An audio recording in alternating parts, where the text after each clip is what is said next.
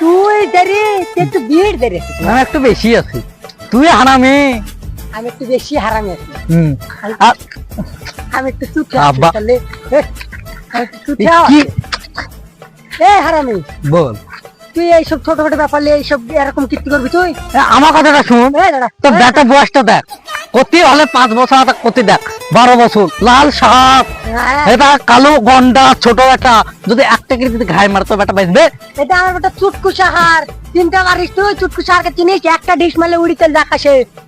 আকাশে দেবে আর আমার ভালো বিচি বাড়ি মেলা করে ডুম করে দিয়ে পেড়বে জানিস?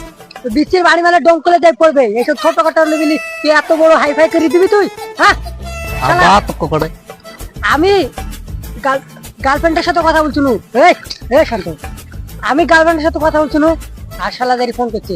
আমি এর আগে একবার এরকম ঝামেলা পড়িয়েছিল, আমাকে কি মারা মারিতে।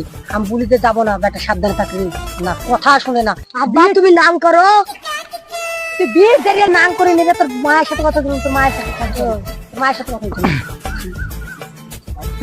আমি আবার শান্তিকে মানে মেলা দিন পর মোবাইল নেট মেরে দিতে মেরেছি, ভাবছি মোবাইলটা দেখবো হট একটা বউ দেখছে। হ্যাঁ, ওই টাইমে শালা বেটা ফোন চলিস, তা কি করবো তাই বল? বৌদি না, ওটা তোর মা ভালো না, ওটা তোমার আবার ঝামেলা বাঁধাচ্ছিস তুই। ঝামেলা